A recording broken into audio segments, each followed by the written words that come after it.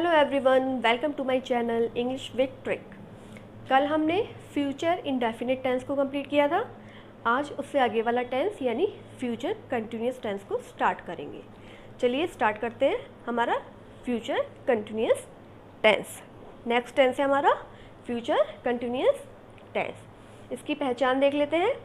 इस टेंस के वाक्यों के अंत में रहा होगा, रही होगी, रहे होंगे आदि शब्द आते हैं तथा कार्य का आने वाले समय में लगातार होना पाया जाएगा।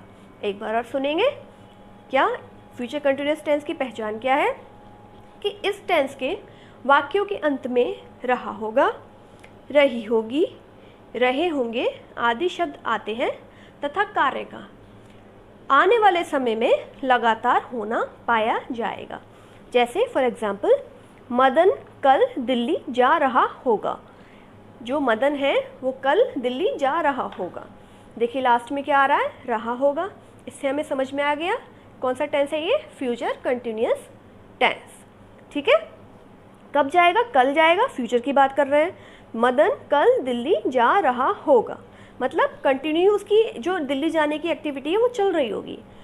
इसका मतलब कार्य का जो है आने वाले समय में लगातार हो रहा है वो कार्य। ठीक है, अभी रुका नहीं है और लगातार होना कार्य का पाया जाता है। कब? फ्यूचर में, यानी भविष्य में। ठीक है, चलिए इसके रूल देख लेते हैं। रूल नंबर 1 है हमारा अफर्मेटिव, यानी कि साधारण वाक्य। कर्ता आई और वी के साथ सहायक क्रिया शैल बी तथा अन्य सभी कर्ता के साथ सहायक क्रिया विल बी का प्रयोग करते हुए मुख्य क्रिया में आईएनजी लगाकर हम वाक्य को बनाते हैं। एक बार और सुनेंगे। कर्ता आई और वी के साथ सहायक क्रिया यानी कि हमारी हेल्पिंग वर्ब। सहायक क्रिया क्या लगता है आई और वी के साथ? शैल बी तथा अन्य सभी कर्ता के साथ सहायक क्रिया विल बी का प्रयोग करते हुए मुख्य क्रिया यानी मेन वर्ब में क्या लगा देते हैं हम? आईएनजी लगाकर हम वाक्य को बनाते हैं। जैसे फॉर एग्जाम्पल, मदन कल दिल्ली जा रहा होगा। अब देखिए मदन, ठीक है, इसके साथ हमने हेल्पिंग वर्ब क्या लगा दी? Will be. ठीक है, उसके बाद आ गई हमारी मेन वर्ब गोइंग। क्या आएगा यहाँ पे? मेन वर्ब हो गया आपका गो प्लस क्या हो जाएगा? आईएनजी। तो ये बन जाएगा going to Delhi tomorrow. Madan कल दिल्ली जा रहा होगा। आपका क्या बन गया sentence? Madan will be going, कहाँ जा रहा है? दिल्ली जा रहा है, to Delhi tomorrow. I hope समझ में आ रहा होगा। नेक्स्ट रूल है हमारा रूल नंबर 2 नेगेटिव। नेगेटिव में जैसा आपको पता ही है, नेगेटिव मीन्स होता है नकारात्मक वाक्य। हम इसमें हेल्पिंग वर्ब के साथ नॉट को इंक्लूड कर देते हैं, वही हमारा क्या हो जाता है? नेगेटिव सेंटेंस हो जाता है। देखते हैं रूल नंबर 2। कर्ता आई और वी के साथ सहायक क्रिया शैल नॉट बी तथा अन्य सभी कर्ता के साथ सहायक क्रिया विल नॉट बी का प्रयोग करते हुए मुख्य क्रिया में आईएनजी जोड़कर वाक्य को बनाते हैं। एक बार और सुनेंगे।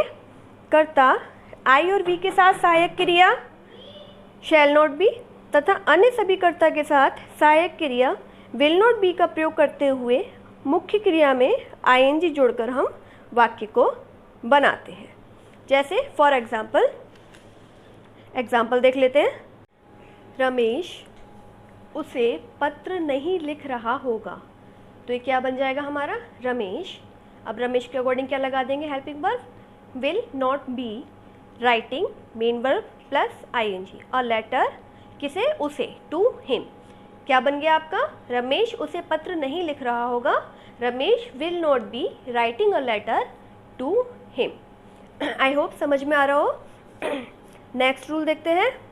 नेक्स्ट है हमारा इंटरोगेटिव फर्स्ट, यानी कि जब हमारे प्रश्नवाचक शब्द वाक्य के शुरू में आए। ठीक है, चलिए रूल पढ़ते हैं। Rule number 3 interrogative first. जब प्रश्नवाचक शब्द वाक्य के शुरू में आए तो इनकी अंग्रेजी नहीं लगाते। इनकी जगह पर सहायक क्रिया यानी कि हमारी हेल्पिंग वर्ब, सहायक क्रिया विल या शैल कर्ता के अनुसार, फिर कर्ता, फिर बी, फिर मुख्य क्रिया में आईएनजी व कर्म का प्रयोग करते हुए हम वाक्य को बनाते हैं। एक बार और सुनेंगे। जब प्रश्नवाचक शब्द वाक्य के शुरू में आए तो इनकी इंग्लिश नहीं लगाते हैं, इनकी जगह पर हम यूज़ करते हैं हेल्पिंग वर्ब का। हेल्पिंग वर्ब कैसे लगेगी? हमारे सब्जेक्ट के अकॉर्डिंग। विल या शैल हमारे सब्जेक्ट के अकॉर्डिंग लगाएंगे, फिर हम अपना सब्जेक्ट लगाएंगे, उसके बाद में हम बी लगाएंगे, फिर मेन वर्ब में आईएनजी व कर्म का प्रयोग करते हुए हम वाक्य को बनाते हैं। फॉर एग्जाम्पल, क्या तुम इस प्रश्न को हल कर रहे होगे? अब देखिए क्या सबसे पहले आ गया, तो इसकी इंग्लिश नहीं लगेगी, क्या लगेगी हमारी? विल या shall according to our subject. Subject है हमारा यू, तो इसके अकॉर्डिंग हमने यहाँ पुट कर दिया विल। उसके बाद लगा दिया हमने अपना सब्जेक्ट यू और उसके बाद लगाया बी। क्या लगाया? बी। उसके बाद मेन वर्ब सॉल्व करना और प्लस आईएनजी। फिर हमारा ऑब्जेक्ट आ गया दिस क्वेश्चन। क्या सॉल्व कर रहा है? दिस क्वेश्चन, इस प्रश्न को। एक बार और देख लेंगे। क्या तुम इस प्रश्न को हल कर रहे होगे? Will you be solving this question? Will you be solving this question? I hope समझ में आ रहा हो। नेक्स्ट रूल देखते हैं, चलिए। नेक्स्ट रूल है हमारा रूल नंबर 4, यानी कि इंटरोगेटिव सेकंड। अब इसमें क्या होता है? क्वेश्चन वर्ड हमारे वाक्य के बीच में आते हैं। चलिए देखते हैं। जब प्रश्नवाचक शब्द वाक्य के बीच में आए तो इनकी अंग्रेजी सबसे पहले लग जाएगी। फिर हमारी सहायक क्रिया यानी कि हेल्पिंग वर्ब विल या शैल कर्ता के अनुसार, फिर कर्ता, फिर बी, फिर मुख्य क्रिया में आईएनजी व कर्म का प्रयोग करते हुए हम वाक्य को बनाते हैं। एक बार और सुनेंगे। जब प्रश्नवाचक शब्द वाक्य के बीच में आए तो इनकी अंग्रेजी सबसे पहले, फिर सहायक क्रिया विल या शैल कर्ता के अनुसार, फिर कर्ता, फिर बी, फिर मुख्य क्रिया में आईएनजी व कर्म का प्रयोग करते हुए हम वाक्य को बनाते हैं। जैसे फॉर एग्जाम्पल, तुम कल कहाँ जा रहे होगे? अब देखिए बीच में क्या आ गया? कहाँ, तो हम इसको सबसे पहले ले आएंगे। ठीक है, कहाँ की क्या होती है इंग्लिश? वेयर। क्या हो जाएगा ये? यहाँ पे वेयर लग जाएगा। उसके बाद लगेगी हमारी हेल्पिंग वर्ब, किसके अकॉर्डिंग? हमारे सब्जेक्ट के अकॉर्डिंग। सब्जेक्ट है हमारा यू, तो हम यहाँ लगा देंगे will. Where will you be going tomorrow? कल तुम कहाँ जा रहे होगे? सबसे पहले आ गया हमारा क्वेश्चन वर्ड, फिर आगे हमारी हेल्पिंग वर्ब विल, फिर आ गया हमारा सब्जेक्ट और फिर आ गया बी, फिर आ गया आपका मेन वर्ब प्लस आईएनजी, फिर बाकी का बचा हुआ सेंटेंस, बचा हुआ पार्ट जो भी रहता है हमारे पास। तो ये क्या बन गया? तुम कल कहाँ जा रहे होगे? Where will you be going tomorrow? I hope आपको समझ में आ रहा हो। वीडियो अच्छा लगा हो तो लाइक, सब्सक्राइब एंड शेयर ज़रूर करिएगा। Thank you very much.